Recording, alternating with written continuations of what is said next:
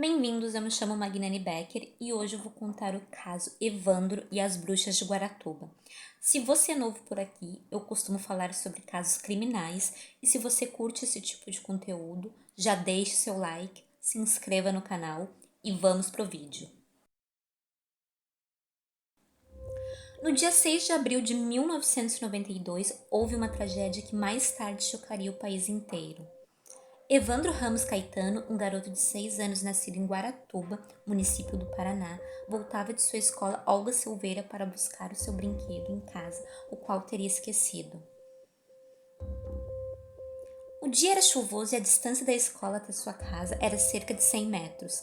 Sua mãe, funcionária da escola, autorizou que o filho buscasse o brinquedo, porém nunca iria imaginar que Evandro jamais voltaria. Sua mãe, Maria Caetano, estranhou o sumiço do filho, mas as coisas ficaram ainda mais preocupantes assim que chegou em sua residência, encontrando o minigame intacto, entretanto, não obteve nenhum sinal do menino. A busca começou sem semblantes esperanças, pois infelizmente havia ocorrido um desaparecimento do menino Leandro Bossi, há 2 meses atrás na mesma região, e nunca tiveram seu corpo achado.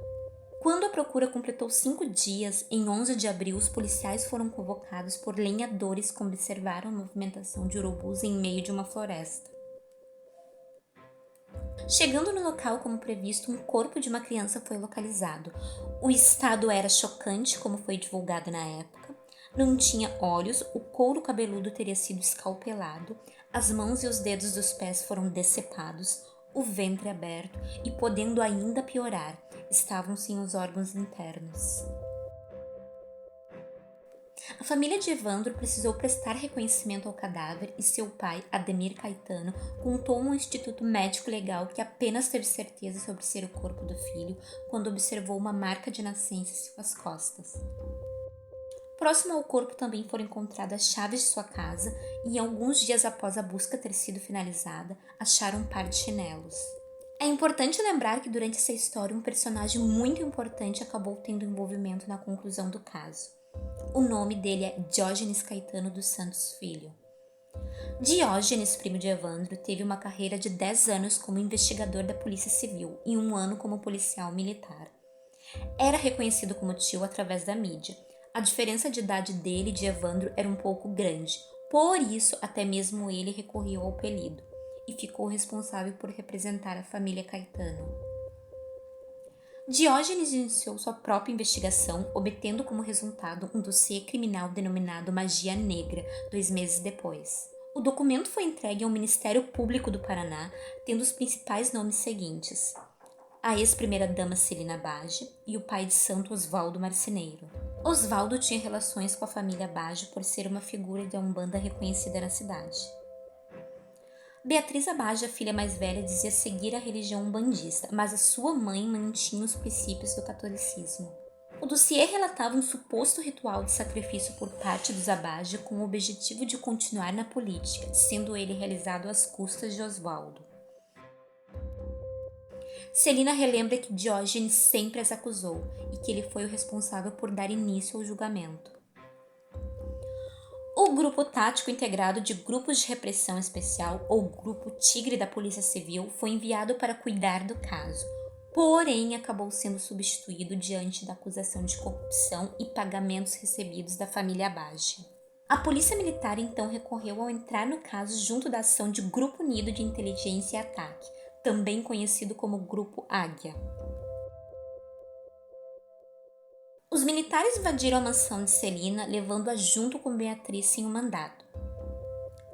Outro detalhe importante é o fato de terem confundido Beatriz com a Sheila, sua irmã mais nova. Assim foram designados 7 réus: Celina Abage, primeira-dama; Beatriz Abage, filha do prefeito; Osvaldo Marceneiro, pai de santo; Vicente de Paula Ferreira, ajudante de Osvaldo; Francisco Sérgio Cristofolini, vizinho e proprietário do imóvel onde Osvaldo morava; e Ayrton Bardelli, operário da serraria dos Abage.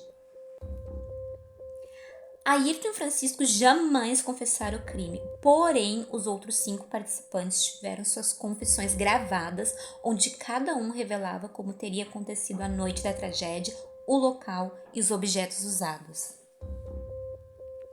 O caso Evandro estava ainda na metade de seu desfecho. Iremos voltar na parte em que Diógenes se envolveu, o suposto primo de Evandro, lembram? De fato, eram primos, mas também há razões ocultas nesse envolvimento. Diógenes Caetano dos Santos, pai do homem nomeado de Tio, fora prefeito de Guaratuba entre 1973 e 1976, tendo um dos seus maiores rivais, Aldo Abbage.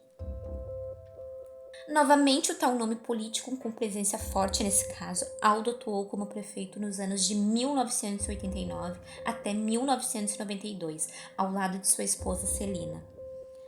Existe um determinado lado da história que defende o seguinte ponto: puseram a culpa nos Abbage por rivalidade política.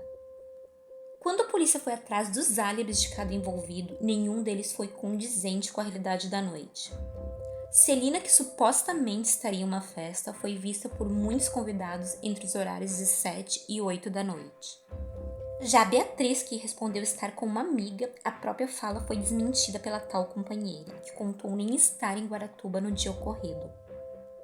Para completar, a esposa de Oswaldo afirmou tê-lo visto saindo com Beatriz na noite do crime, com a descrição de usar uma roupa branca que, segundo ela, só era posto nos dias de trabalho. O que é muito questionável nesse caso é a forma que eles prestavam tanta disposição para achar um culpado, mas faltou a devida atenção aos familiares da vítima. Uma das maiores dificuldades na investigação é em torno do mistério do corpo de Evandro, que especulam até hoje nem ao menos ser do menino. Dos 3 testes de DNA que foram feitos, 2 deles deram incompatíveis e um, por meio de um dente de leite guardado que a mãe entregou, apenas revelou pertencer a um garoto.